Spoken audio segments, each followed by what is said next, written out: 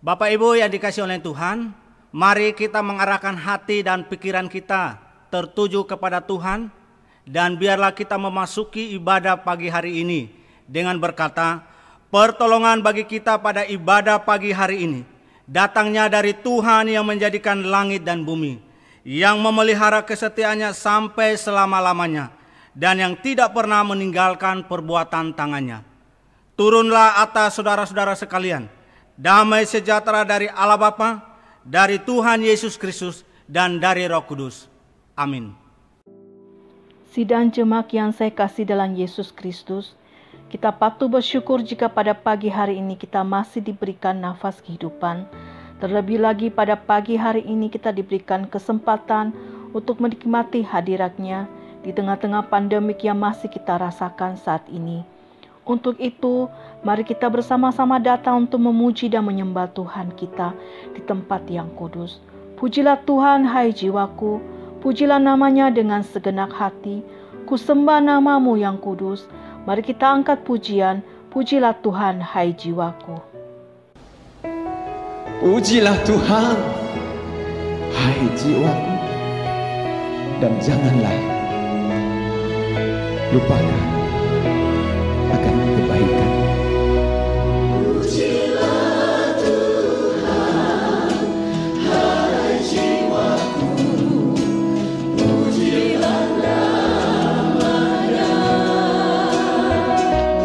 dengan segenap hati. Ku sembah namamu yang kudus.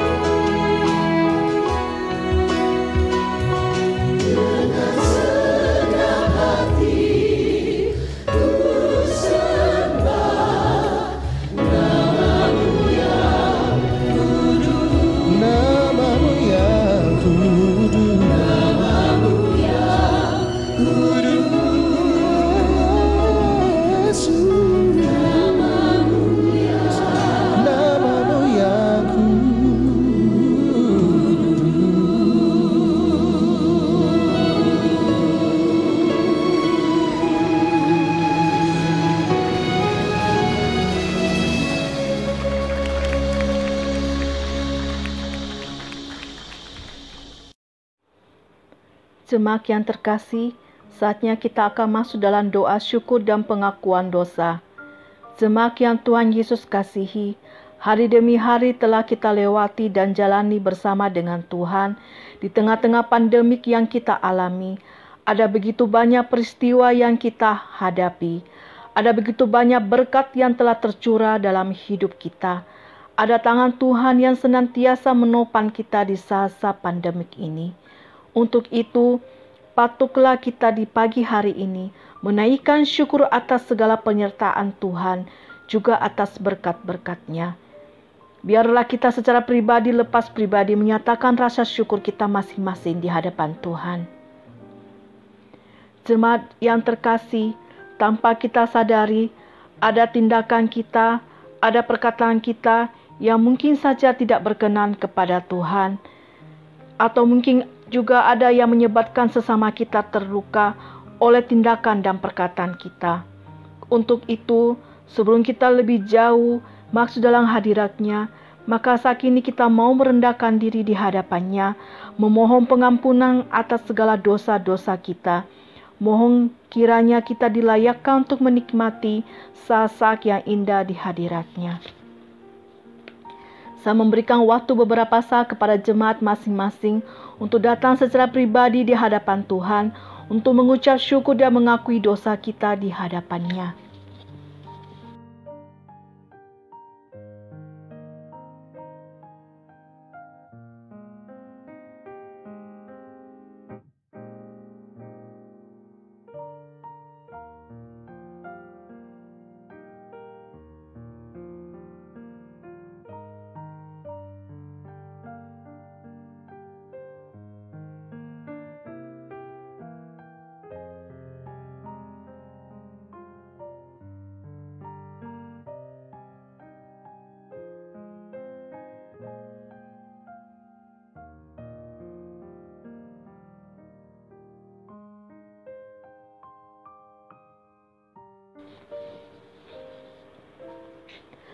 Bapa yang bertahta dalam kerajaan surga, inilah setiap kami anak-anak-Mu yang datang secara pribadi untuk menaikkan rasa syukur kami atas segala apa yang kami terima dari-Mu. Kiranya Engkau berkenan menerima setiap pengucapan syukur kami, dan juga kami telah datang merendahkan diri untuk memohon pengampunan dari-Mu. Layakkanlah dan ampunilah setiap kami ya Tuhan, karena oleh darah-Mu yang telah tercurah dan oleh bilur-bilur-Mu kami bisa menikmati pengampunan-Mu. Biarlah pagi ini kami sungguh-sungguh dapat menikmati hadirat-Mu dan dapat membawa sukacita yang besar atas segala berkat-berkat yang telah Engkau sediakan. Inilah doa kami yang kami bawa hanya dalam satu nama, yaitu nama Tuhan Yesus Kristus, Sang Juru Selamat kami yang hidup. Amin. Dengarkanlah berita anugerah untuk kita semua. Kepada semua orang yang mengaku dosanya dengan sungguh-sungguh dan menyesal karena telah menempuh jalan yang demikian, sebagai hamba Kristus Yesus, saya memberitakan kepada saudara sekalian bahwa pengampunan dosa telah berlangsung dalam nama Bapa dan Anak dan Roh Kudus. Amin. Jemaat dipersilakan untuk duduk kembali. Jemaat yang terkasih, dalam masa pandemik ini, banyak hal yang telah kita alami yang tak pernah dipikirkan sebelumnya dan hampir dialami oleh semua orang yang ada di dunia. Kadang kita bingung apa yang harus kita lakukan, tetapi percayalah bahwa Tuhan tidak pernah tutup mata melihat kita umat-Nya yang percaya dan beriman kepadanya. Dia berjanji akan menyertai kita selalu, seperti fajar pagi hari yang tidak pernah terlambat bersinar. Mari kita aminkan dengan mengangkat pujian, janji-Mu seperti fajar pagi hari.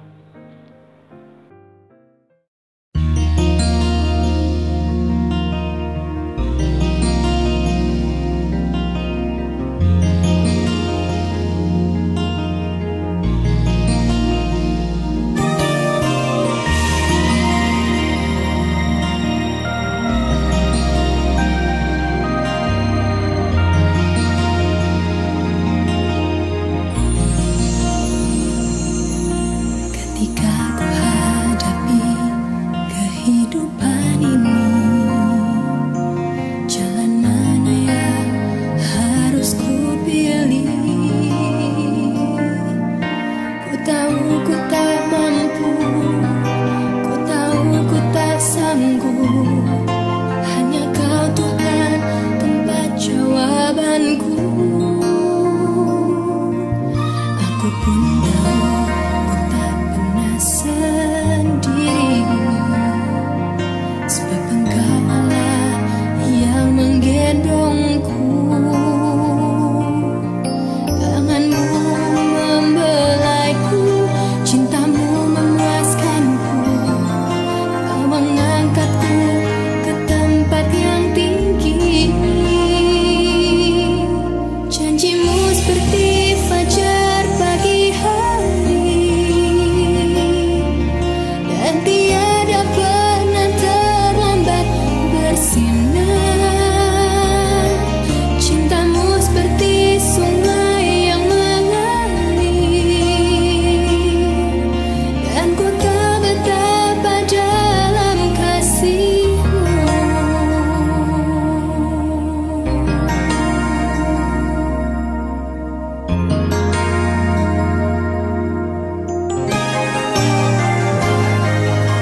Ketika ku hadapi kehidupan ini, jalan mana yang harus ku pilih? Ku tahu ku tak mampu, ku tahu ku tak sanggup. Hanya Kau Tuhan tempat jawabanku. Ku pun tahu ku tak pernah sendiri, sebab Engkau Allah yang menggendongku. Tanganmu membelaiku, cintamu memuaskanku. Kau mengangkatku ke tempat yang tinggi. Janjimu seperti fajar pagi hari, dan tiada pernah terlambat bersinar. Cintamu seperti sungai yang mengalir, dan ku tahu betapa dalam kasih-Mu.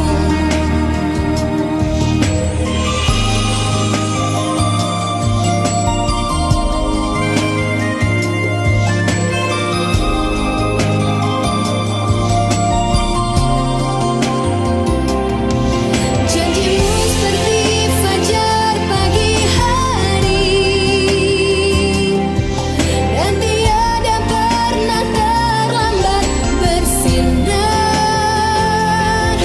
Cintamu seperti sungai yang mengalir, dan ku tahu betapa dalam kasih-Mu.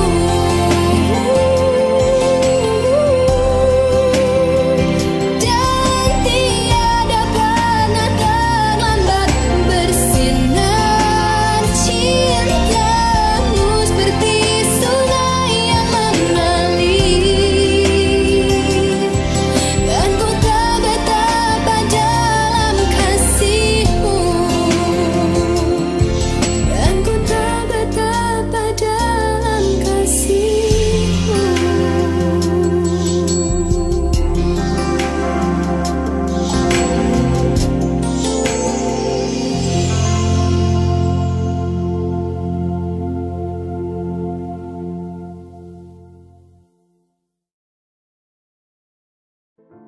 Jemaat yang terkasih, sebelum kita mengikrarkan pengakuan iman kita, mari kita kembali memuji Tuhan dengan menyanyikan pujian, kekuatan serta penghiburan.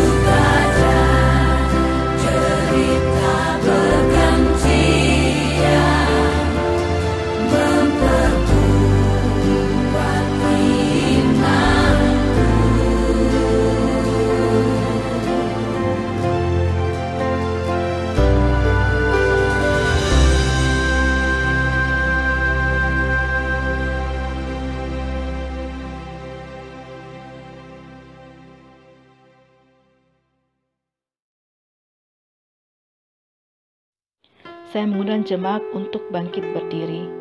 Mari bersama dengan orang-orang percaya di seluruh tempat dan dari sepanjang abad, kita mengikrarkan pengakuan iman kita, yaitu pengakuan iman rasuli. Pengakuan iman rasuli. Aku percaya kepada Allah, Bapa yang Maha Kuasa, Khalik langit dan bumi, dan kepada Yesus Kristus, Anaknya yang tunggal Tuhan kita, yang dikandung daripada Roh Kudus, lahir dari anak darah Maria, yang menderita sengsara di bawah pemerintahan Pontius Pilatus, disalibkan, mati dan dikuburkan, turun ke dalam kerajaan maut. Pada hari yang ketiga, bangkit pula dari antara orang mati, naik ke sorga, duduk di sebelah kanan Allah, Bapa yang Maha Kuasa, dan dari sana ia akan datang untuk menghakimi orang yang hidup dan yang mati. Aku percaya kepada Roh Kudus, gereja yang kudus dan am, persekutuan orang kudus, pengampunan dosa, kebangkitan tubuh, dan hidup yang kekal. Amin. Jemaat dipersilakan duduk kembali.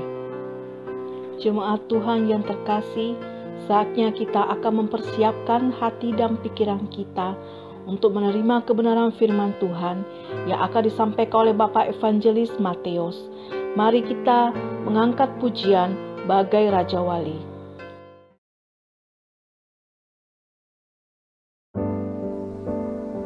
Apa yang sedang aku alami hari ini seringkali membuatku berpikir betapa besarnya bebanku, betapa beratnya pergumulanku. Tapi saat ini Engkau datang Tuhan, dan berkata bukan itu yang harus kau pikirkan. Tapi pikirkanlah dengan siapa engkau berjalan, kepada siapa engkau berharap, karena aku Tuhan yang mampu melakukan segala perkara.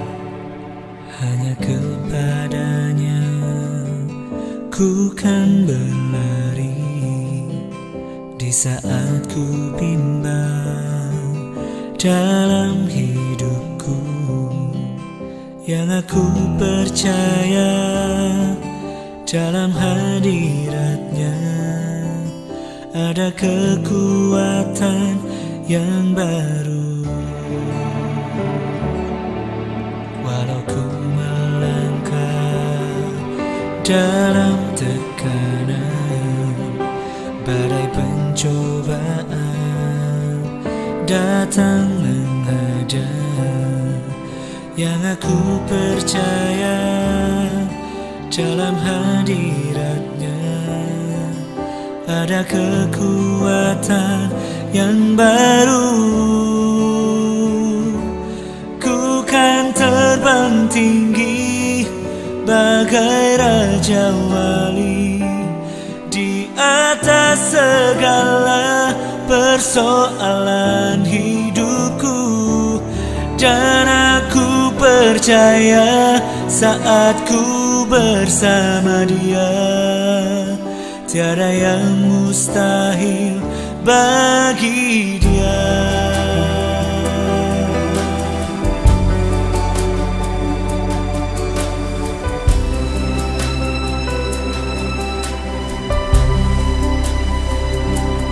Walau ku dalam tekanan, badai pencobaan datang menghadang, yang aku percaya dalam hadiratnya ada kekuatan yang baru. Ku kan terbang tinggi bagai Raja Wali di atas segala persoalan hidupku. Dan aku percaya saat ku bersama Dia, tiada yang mustahil bagi Dia. Bagai induk Raja Wali yang mengajarkan anaknya terbang, seperti itulah Engkau bagiku Bapa. Setiap hembusan badai, adalah latihan bagi kekuatan sayapku. Aku akan terbang tinggi dan semakin tinggi. Ku kan terbang tinggi bagai Raja Wali, di atas segala persoalan hidupku. Dan aku percaya saat ku bersama Dia, tiada yang mustahil bagi Dia.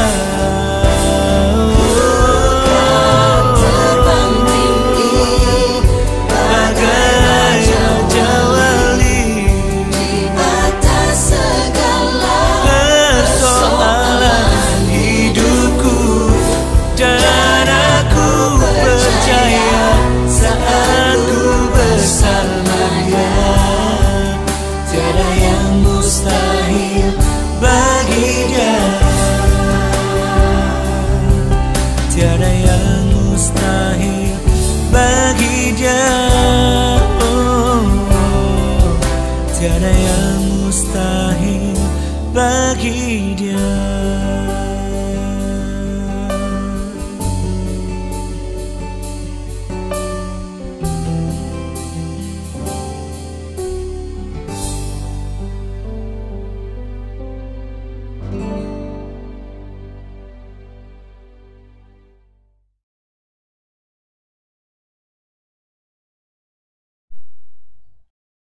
Ya, Bapak Ibu serta saudara-saudara sekalian, sebelum kita merenungkan firman Tuhan, mari kita berdoa.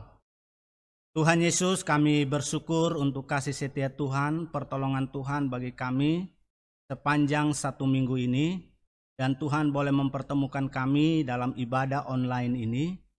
Dan saat ini kami akan membaca dan merenungkan firman Tuhan. Kiranya Engkau memberkati kami, menolong kami untuk mengerti, memahami pesan Tuhan, maksud Tuhan bagi kami, sehingga kami makin cakap di dalam Tuhan, kami terus beriman kepada Tuhan, dan mau melakukan kehendak-Mu. Kami menyerahkan waktu perenungan firman Tuhan ini ke dalam tangan kasih-Mu. Di dalam nama Yesus kami berdoa. Amin. Bapak Ibu yang dikasihi oleh Tuhan, kita akan membaca satu bagian firman Tuhan dari Keluaran 20 ayat 14. Keluaran 20 ayat 14. Saya akan membacanya. Jangan bersinah. Bapak Ibu yang dikasihi oleh Tuhan, ini merupakan hukum ketujuh yang menjadi pembahasan kita, menjadi perenungan kita bersama. Dan sebelum kita merenungkan firman Tuhan, ada sebuah kisah seorang hamba Tuhan yang sudah tua, dan dia tidak berapa lama lagi dia akan mengakhiri pelayanan di sebuah gereja. Dan dia telah melayani selama 40 tahun. Dan sebelum waktu pensiun, dia ingin mengakhiri pelayanannya karena dia merasa gagal, oleh karena selama dia melayani Tuhan, kebanyakan dari jemaat-jemaatnya mereka mengakui pengakuan dosa mereka, yaitu mereka selalu mengaku tiap-tiap minggu, yaitu dosa persinahan. Dan hamba Tuhan ini dia merasa gagal oleh karena dia tidak mampu membina jemaat-jemaatnya, secara khusus moral mereka. Dan akhirnya dia ingin memutuskan untuk pensiun sebelum waktunya. Dan jemaat mereka melihat hamba Tuhan ini, mereka menjadi kasihan. Akhirnya mereka bersepakat, mereka mengatakan kalau kita mengaku dosa, kita berkata jatuh di got. Jangan kita berkata saya telah bersinah. Dan itulah yang mereka lakukan. Dan mereka tiap kali datang kepada hamba Tuhan mengaku dosa mereka, mereka selalu berkata jatuh dalam got. Dan hamba Tuhan ini, dia merasa heran. Jemaatnya, mereka selalu mengaku jatuh dalam got. Akhirnya dia memanggil kepala desa. Dia bertemu dengan kepala desa dan dia berkata, kepala desa, bagaimana kamu menggunakan uang yang diberikan oleh negara? Kamu tidak memperbaiki jalan. Lihat, jemaat-jemaat ini, mereka sering jatuh di got. Kemana saja uang yang kamu gunakan ini? Dan mendengar pesan dari hamba Tuhan ini, kepala desa, dia tertawa dengan keras. Karena dia tahu apa arti jatuh dalam got. Waktu dia tertawa, hamba Tuhan ini berkata, "Hei kepala desa, kenapa kamu tertawa? Supaya kamu tahu ya, dalam 1 minggu, istrimu 5 kali mengaku dosa." Langsung kepala desa ini pingsan. Bapak Ibu yang dikasih oleh Tuhan, ini mau mengingatkan bahwa pergeseran jangan bersinah, ini sebuah larangan yang tegas, ini perbuatan yang tabu, yang tidak boleh dilakukan. Tapi dalam perjalanan waktu, semua ini berubah. Ini menjadi hal yang biasa. Ini menjadi hal yang tidak dianggap tabu. Bapak Ibu yang dikasih oleh Tuhan, kita melihat media cetak, koran, surat kabar, buletin, majalah, selalu dipasang gambar iklan yang merangsang seksualitas, yang membangkitkan gairah seksualitas. Kita melihat media elektronika, internet, televisi, film, semua menampilkan dan menempatkan ketidaksetiaan seksual dalam pernikahan. Itu dianggap sesuatu yang biasa, tidak sakral. Dan kita melihat film yang menampilkan orang yang baru kenal jatuh cinta dalam hitungan jam, kemudian melakukan hubungan seks. Mereka merasa itu biasa-biasa saja. Bapak Ibu yang dikasih oleh Tuhan, kita melihat pergeseran arti perselingkuhan, persinahan itu biasa. Dan pornografi, buku, majalah di televisi itu menjadi lahan menghasilkan uang, pembuatan uang terbesar. Bahkan dikatakan 1 bulan itu menghasilkan film video porno. Bapak Ibu yang dikasih oleh Tuhan, betapa persinahan ini sesuatu yang tidak sakral lagi. Persinahan ini dianggap sesuatu yang biasa-biasa saja. Dan ditambah dengan pandangan yang berkembang dan diamini oleh semua orang, oleh masyarakat, bahwa orang yang terlibat dalam persinahan akan membuat mereka menjadi orang yang berpengetahuan luas, memiliki berbagai macam pengalaman, teknik, dan lain-lain. Persinahan merupakan hal yang menyenangkan, yang menarik. Bagi masyarakat, mereka setuju bahwa pembunuhan, pencurian, dan lain-lain adalah hal yang dilarang. Tetapi nilai-nilai seksual bukan urusan publik. Itu masalah pribadi. Ini dilakukan suka sama suka, kenapa tidak? Tidak boleh ada orang yang melarang, membatasi. Bahkan ada slogan yang berkata, seks bebas yang aman.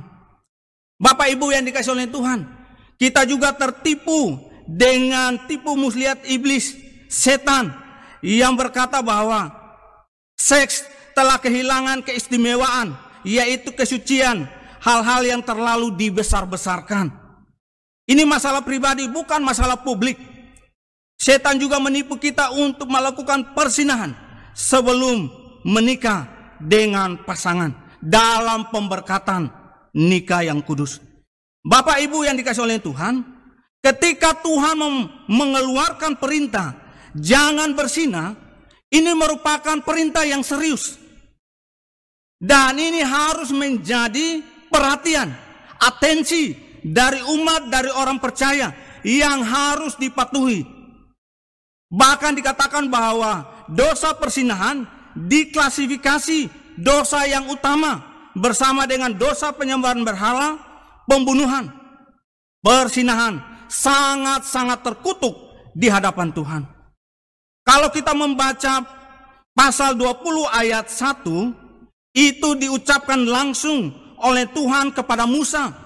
Dan di pasal 20 ayat 18 dikatakan ditulis oleh jari-jari Allah pada 2 loh batu. Artinya Tuhan sangat serius dengan seluruh hukum. Secara khusus Tuhan begitu peduli dengan pernikahan, peduli dengan kesetiaan seksual terhadap pasangan. Tuhan peduli dengan ekspresi kasih kita kepada pasangan melalui seks. Hukum Tuhan diberikan, yaitu melindungi dan menghormati pernikahan. Tuhan menginginkan supaya pernikahan tetap lestari. Pernikahan tidak rusak atau luntur oleh karena perzinahan. Bapak Ibu, mari kita merenungkan beberapa bagian ini agar kita tetap menjaga kesucian pernikahan kita. Kita berjuang agar kita tetap setia terhadap pasangan kita, agar kita tidak melanggar perintah Allah. Kalau kita melanggar, kita berhadapan dengan hukuman dari Tuhan. Ya, yang pertama kita melihat arti jangan bersinah. Kata bersinah dalam Kamus Besar Bahasa Indonesia, yang pertama, perbuatan bersenggama antara laki-laki dan perempuan yang tidak terikat oleh hubungan pernikahan. Yang kedua, perbuatan bersenggama seorang laki-laki yang terlibat perkawinan dengan seorang perempuan yang bukan istrinya, atau seorang perempuan yang terikat perkawinan dengan seorang laki-laki yang bukan suaminya. Persinahan dalam bahasa Ibrani, na'ab, artinya melakukan persinahan.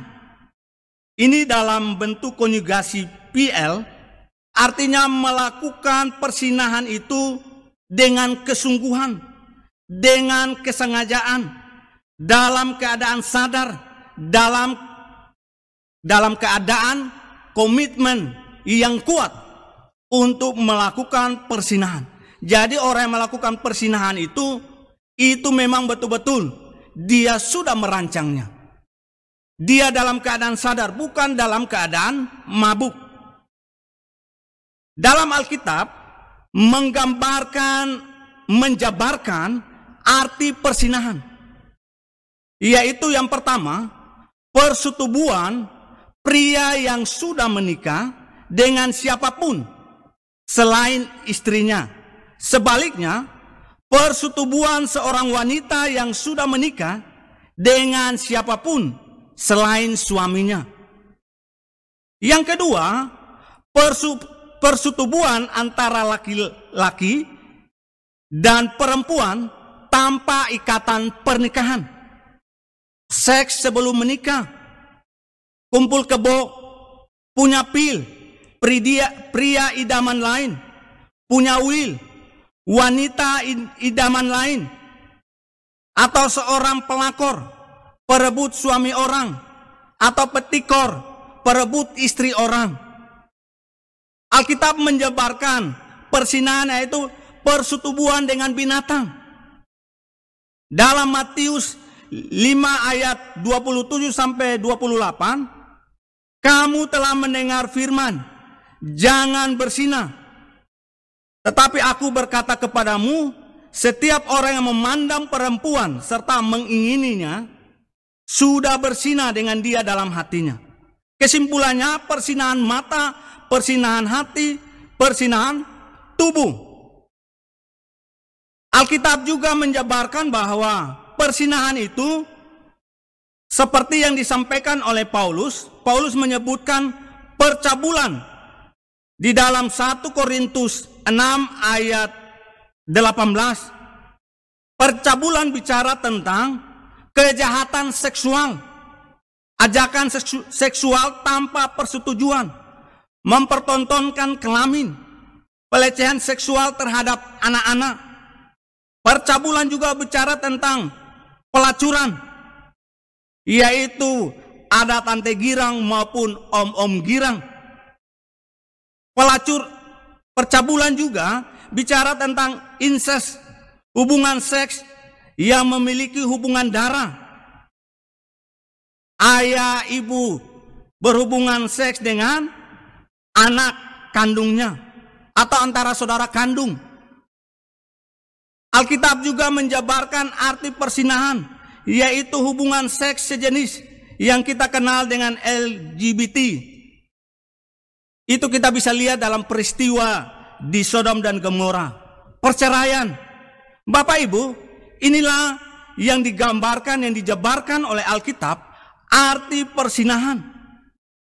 Dan kita melihat kata jangan dalam bahasa Ibrani, yaitu lo.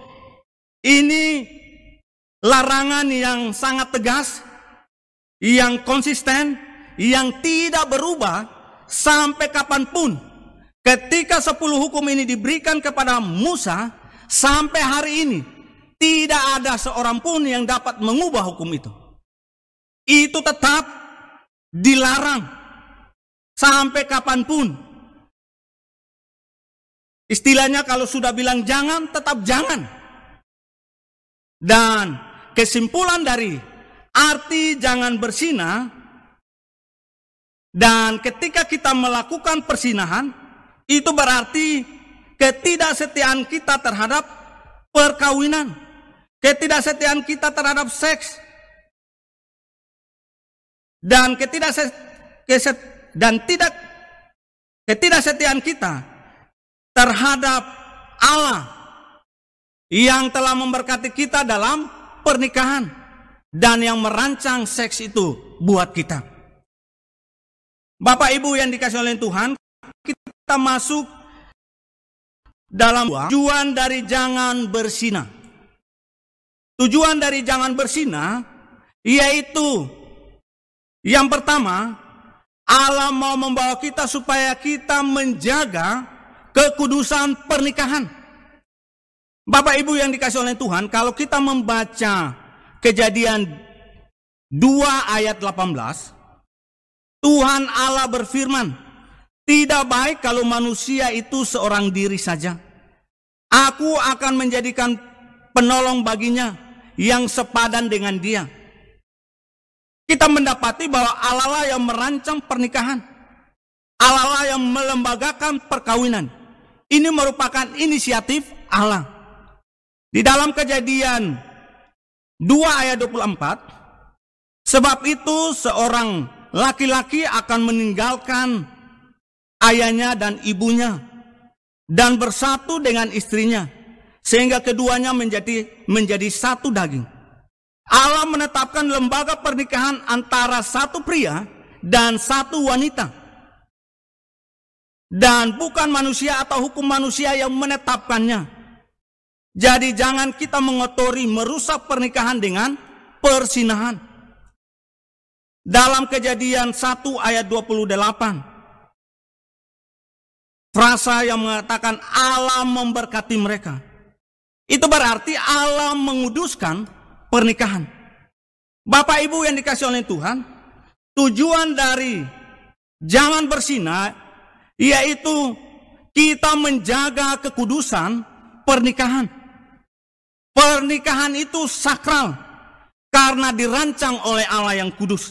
Ditetapkan oleh Allah dengan satu istri, satu suami dalam pemberkatan nikah yang kudus.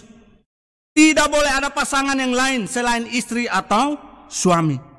Pernikahan itu mulia karena Allah menghendaki kita tidak boleh mengotori pernikahan dengan persinahan. Pernikahan itu terhormat karena Allah menghendaki agar pernikahan kita lestari, langgeng, tidak boleh dirusak oleh persinahan. Kita harus menjaga kesetiaan kita dalam pernikahan. Kita harus memegang teguh komitmen untuk saling mencintai. Tujuan dari Jangan Berzina menjaga kekudusan pernikahan yang berikut: menjaga kesetiaan pasangan, satu suami dengan satu istri. Bapak Ibu, dalam Kejadian 2 ayat 23, lalu berkatalah manusia itu, inilah dia tulangku dari tulangku dan dagingku dari dagingku. Ia akan menamai perempuan sebab ia diambil dari laki-laki. Ini merupakan pengakuan Adam kepada Hawa bahwa dialah yang terbaik, dialah yang pas, dialah yang cocok, dialah yang sempurna untuk mendampingi sepanjang hidupnya. Jadi pengakuan ini tidak boleh luntur, tidak boleh hilang. Oleh karena kita melihat orang lain, sehingga kita tidak setia dengan pasangan kita. Jangan Bapak Ibu berdalih bahwa rumput tetangga lebih hijau, atau ibu-ibu berkata burung tetangga lebih merdu suaranya. Tidak boleh ada satu argumentasi apapun untuk Bapak Ibu untuk berubah setia terhadap pasangan kita. Allah melarang dengan keras. Persinahan dan perceraian, Tuhan mau menegaskan itu merupakan persinahan. Dan jangan juga kita jatuh dalam persinahan tidak setia dengan pasangan kita karena alasan anak, akhirnya kita tidak setia dengan pasangan. Jangan karena tidak dapat sesuatu dari pasangan kita, mendapatkan materi, kita mengingkari kesetiaan. Bapak Ibu yang dikasihi oleh Tuhan, Tuhan menginginkan kita membuktikan kesetiaan kepadanya untuk selama-lamanya dengan tetap setia kepada pasangan, secara khusus kesetiaan seksual. Jika kita tidak setia terhadap pasangan seumur hidup kita, kita telah memberikan sinyal bahwa kita orang yang tidak setia kepada Tuhan. Kita seorang yang tidak dapat dipercayai. Yang ketiga, dari tujuan dari Jangan Berzina, yaitu menjaga kemurnian seks. Dalam Kejadian 2 ayat 25. Mereka keduanya telanjang, manusia dan istrinya itu, tetapi mereka tidak merasa malu. Bapak Ibu yang dikasihi oleh Tuhan, seks adalah bagian yang terindah dari Tuhan, yang dirancang oleh Pencipta agar kita menikmati seks yang diberikan oleh Tuhan. Karena melalui seks menyebabkan seorang pria dan wanita tertarik kepada lawan jenis, dan lewat ketertarikan itu membawa mereka untuk mewujudkan pernikahan. Seks adalah alat untuk mencintai, dilakukan oleh satu pria dan satu wanita sebagai suami istri yang diikat dalam pernikahan yang kudus. Seks membuat pria dan wanita lengkap, bukan anak satu-satunya. Seks merupakan pengabdian kita kepada pasangan kita. Seks menjadi tanda kasih kita dan ketundukan kita kepada pasangan, sebagaimana jemaat tunduk kepada Kristus dan sebagaimana Kristus mengasihi jemaat. Seks yang aman menyelamatkan pernikahan dan menghindari kita dari hukuman. Seks yang aman adalah dalam rencana Tuhan, yaitu seks yang mencakup satu pria, satu wanita, yaitu dalam pernikahan. Ya, yang ketiga, konsekuensi dari melanggar perintah Allah, melanggar janji Allah, jangan berzina.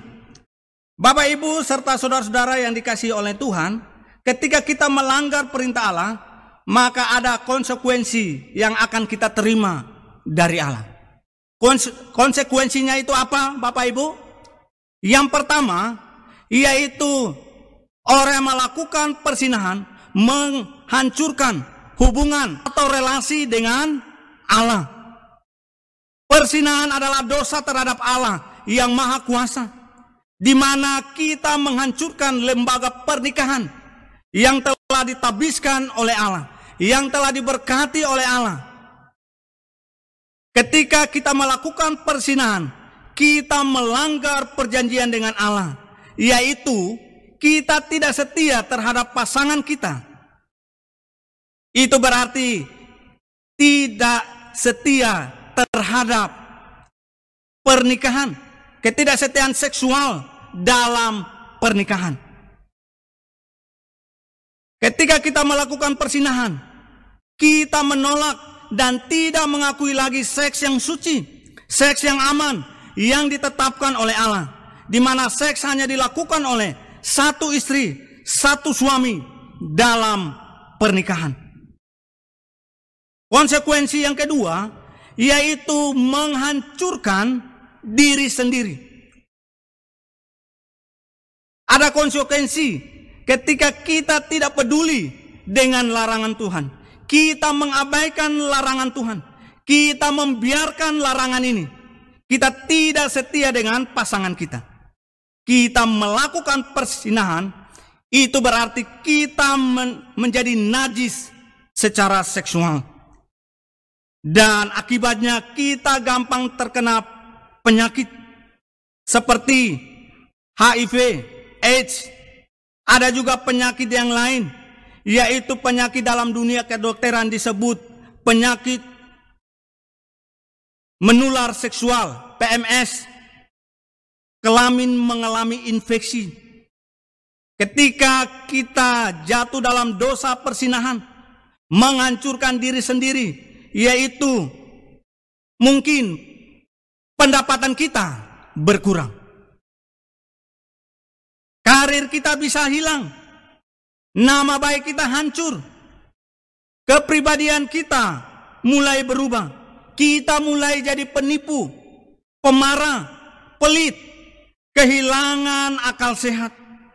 Mungkin usaha kita, jeripaya kita akan hancur. Dan kalau kita membaca 1 Korintus 6 ayat 9b, orang yang berzina tidak mendapat bagian dalam kerajaan Allah, mendapat hukuman kekal. Jadi ada dua konsekuensi yang diterima oleh orang yang terlibat dalam perzinahan, yaitu bisa mendatangkan kemalangan, kesialan selama dia menjalani hidup di dunia, dan juga dia mengalami penghukuman yang kekal kalau dia tidak meninggalkan cara hidup yang sia-sia ini. Konsekuensi yang ketiga, yaitu menghancurkan keluarga. Bapak Ibu yang dikasihi oleh Tuhan, tujuan pernikahan adalah membangun keluarga. Seorang ayah dengan tugas memenuhi kebutuhan istri dan keluarganya. Seorang istri bertanggung jawab untuk menolong suami, termasuk menolong anak-anak. Ketika pasangan sudah tidak setia dengan pernikahan dan terjadi skandal dalam pernikahan, tanggung jawab ini akan terganggu, anak-anak akan terbengkalai, resiko perceraian menjadi besar. Dan yang menanggung akibatnya, yaitu anak-anak tumbuh frustrasi, anak-anak kehilangan rasa aman, anak-anak kehilangan kasih sayang, anak-anak yang menanggung rasa malu, Bahkan kejahatan kaum muda adalah akibat langsung dari kehancuran rumah tangga yang berantakan. Perzinahan menyebabkan kerusakan yang luar biasa, mendatangkan luka yang dalam, menimbulkan kepahitan, dan membuat rasa sakit yang hebat, baik dalam diri tiap-tiap pribadi dan juga keluarga yang berkaitannya. Bapak Ibu yang dikasihi oleh Tuhan, jadi ada resiko ketika kita melakukan perzinahan. Kita akan mengalami kerugian yang besar. Hukuman diberikan oleh Tuhan. Harganya mahal. Yang keempat,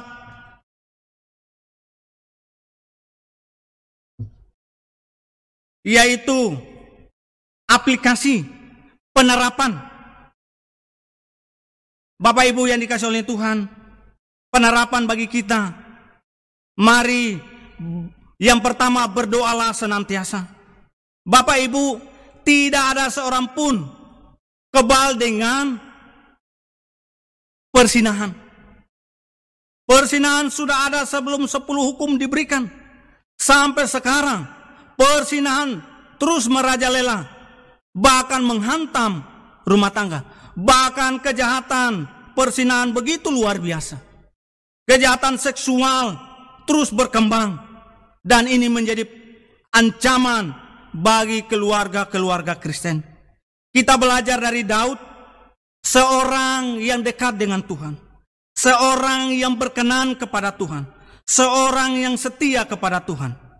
Alkitab tidak menutupi tentang kejatuhan dan kejahatan perzinahan Daud yang Daud lakukan terhadap Batseba. Bapak Ibu yang dikasihi oleh Tuhan, ini mau menggambarkan bahwa pencobaan bisa datang di hari yang normal, hal-hal yang biasa. Daud naik ke atas soto rumah bukan untuk merencanakan perzinahan. Dan ini mau mengingatkan kepada kita bahwa godaan bisa datang ketika Anda tidak siap. Anda sedang santai, Anda sedang percaya diri. Godaan meyakinkan Anda bahwa hal yang baik untuk Anda lakukan itu tidak berdampak, dan kita mulai melupakan Pencipta. Akhirnya kita terlibat dalam perzinahan seperti yang dilakukan oleh Daud. Untuk itu Bapak Ibu, penerapannya, marilah kita berdoa sungguh-sungguh untuk kehidupan pernikahan kita, untuk cinta kita, untuk keluarga kita. Karena godaan di sekitar kita sangat banyak, sangat beresiko.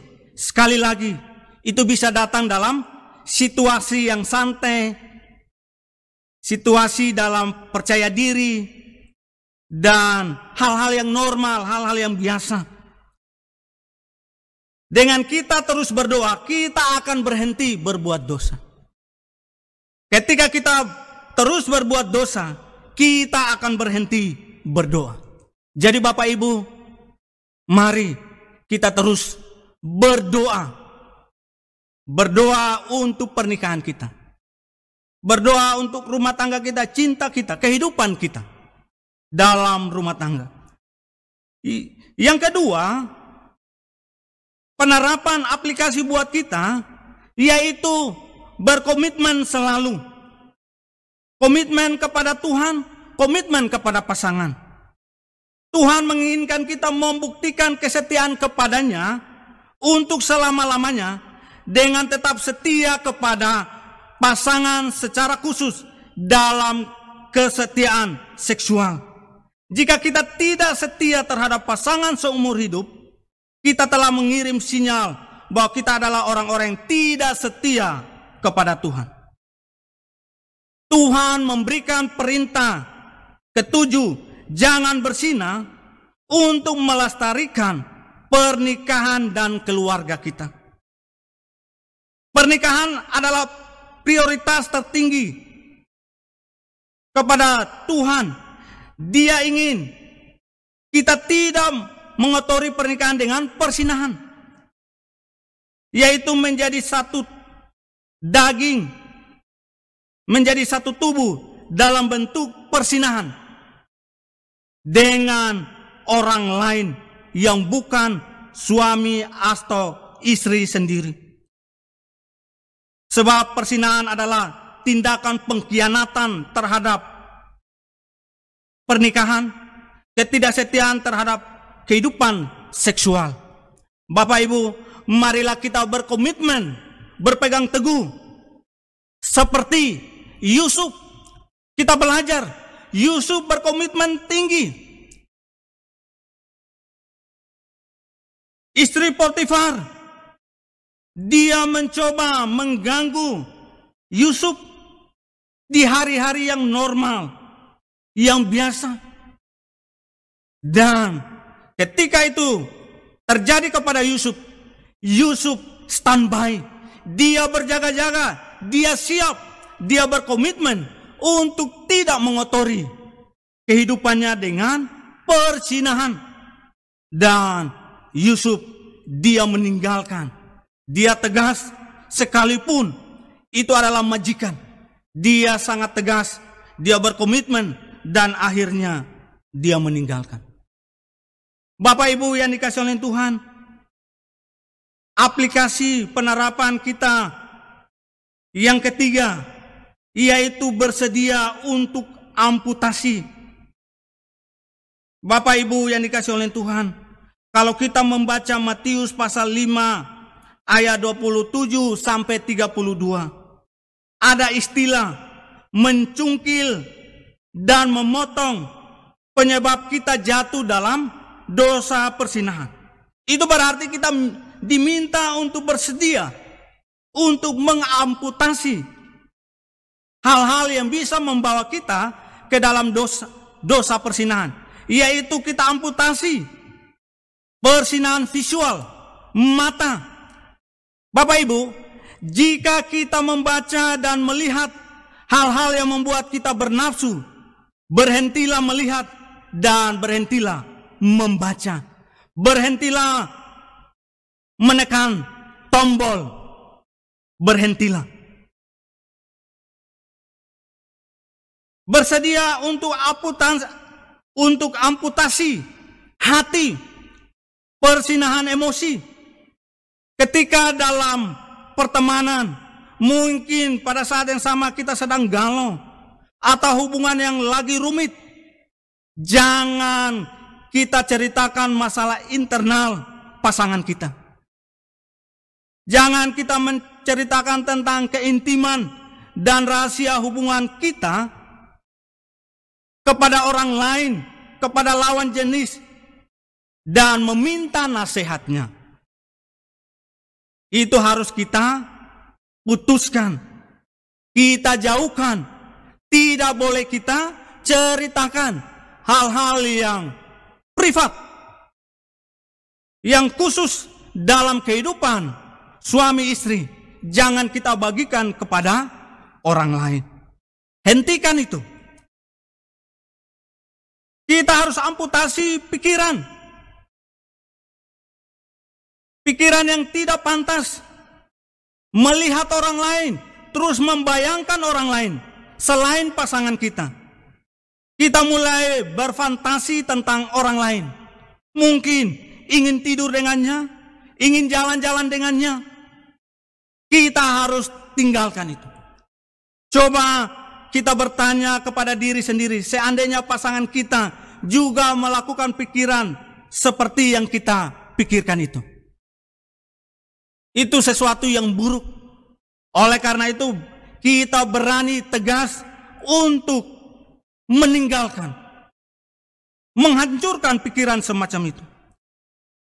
Kita perlu mengamputasi mulut ketika kita sedang berkomunikasi dengan pasangan lain, lawan jenis, yang sedang memuji satu yang lain, bahkan sudah mengarah kepada percakapan yang tidak senonoh, yang membangkitkan hasrat seksualitas, putuskan percakapan itu. Baik percakapan langsung maupun lewat media sosial. Jangan kita biarkan itu terus berlanjut. Kita harus tinggalkan, menyudahi, bahkan kita delete nomor-nomor itu. Kita harus berani amputasi pertemanan. Kalau teman suka mengajak untuk kita tidak setia dengan pasangan, berhentilah bergaul dengannya. Ketika kita melewati jalan yang ada papan reklame, tempat di mana ada seseorang yang mengganggu hati dan pikiran kita, ubahlah rute perjalanan itu.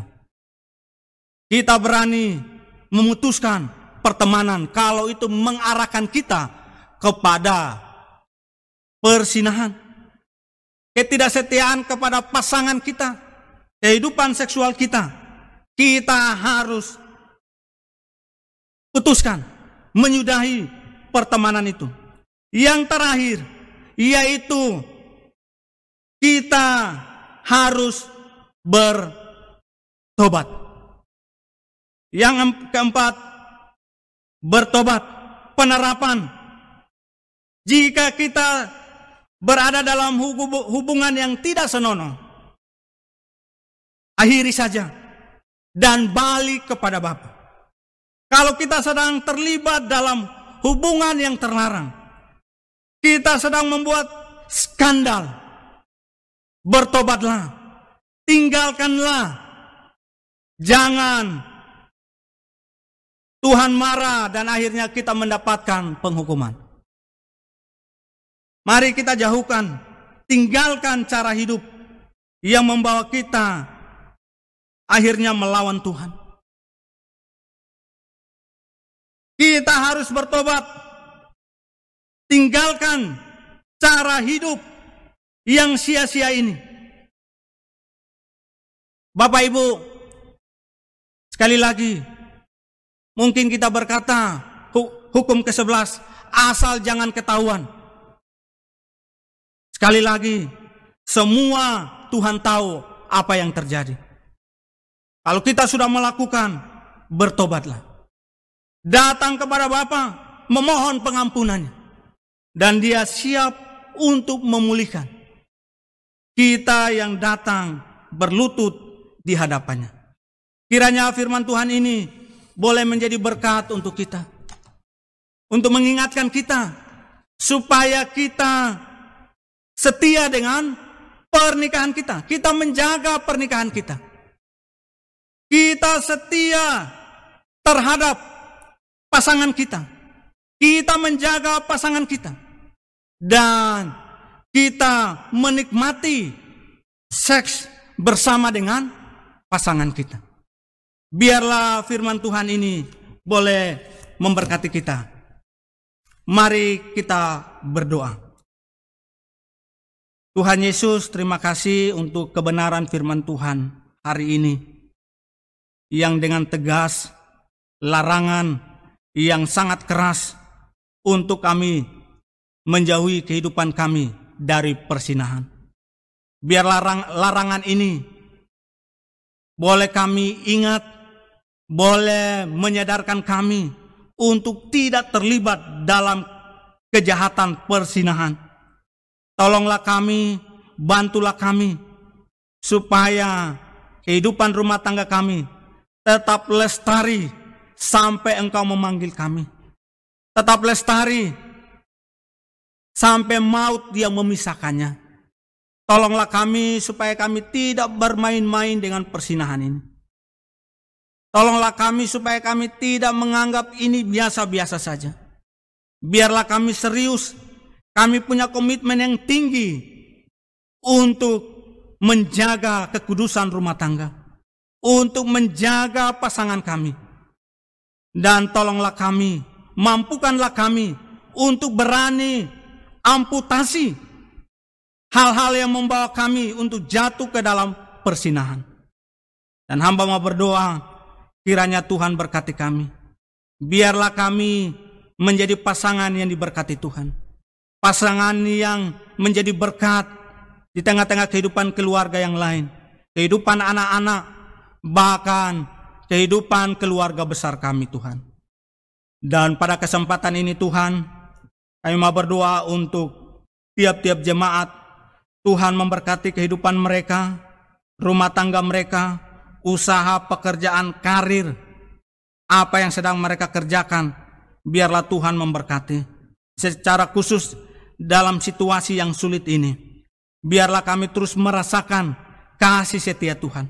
Kami merasakan pertolongan Tuhan. Kami merasakan penyertaan Tuhan. Dan kami terus berdoa, Tuhan jauhkan dari kami sakit penyakit, secara khusus dengan virus corona ini Tuhan. Kami berdoa Tuhan lindungi kami. Kami menyadari terkadang kami selalu berhubungan, ada kontak dengan orang lain. Tapi kami berdoa, biarlah perlindungan Tuhan sempurna bagi kami. Biarlah kami bebas dari sakit penyakit ini Tuhan.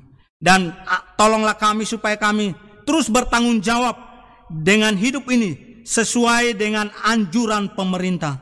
Biarlah kami dengan tegas memiliki cara hidup yang baik. Dan pada kesempatan ini juga Tuhan, kami mau berdoa untuk saudara-saudara kami yang akan berulang tahun dalam sepanjang minggu ini Tuhan. Dan biarlah Tuhan menolong mereka dalam tahun-tahun yang Tuhan berikan kepada mereka. Tuhan anugerahkan mereka kesehatan, kekuatan. Tuhan berikan hal-hal yang terbaik bagi mereka. Semua yang menjadi keinginan mereka, Tuhan berikan bagi mereka. Dan biarlah sukacita mereka meluap-luap.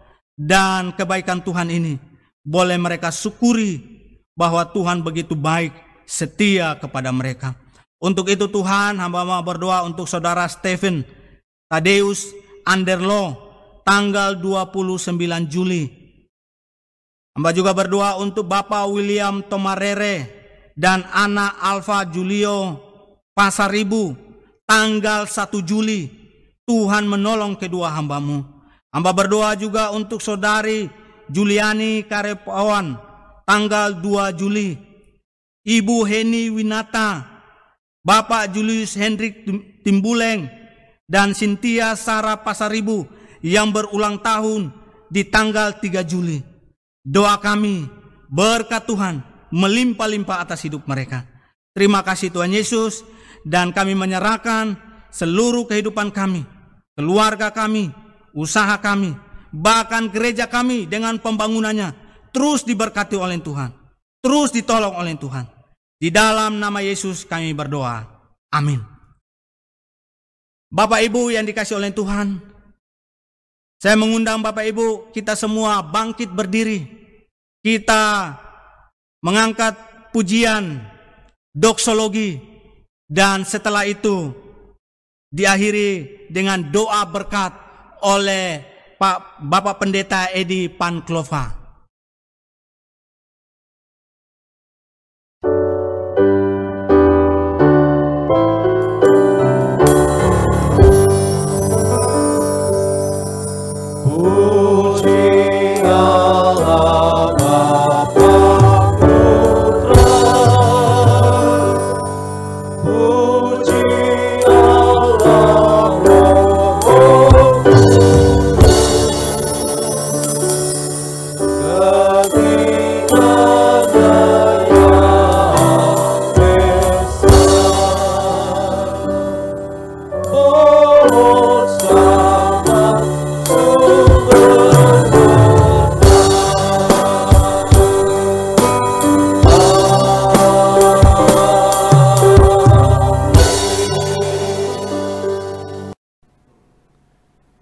Jemaat, arahkanlah hatimu kepada Tuhan, dan dengan iman yang teguh, terimalah berkat Tuhan. Tuhanlah penjagamu, Tuhanlah naunganmu di sebelah tangan kananmu. Matahari tidak menyakiti engkau pada waktu siang, atau bulan pada waktu malam. Tuhan akan menjaga engkau terhadap segala kecelakaan. Ia akan menjaga nyawamu. Tuhan akan menjaga keluar masukmu dari sekarang sampai selama-lamanya. Amin.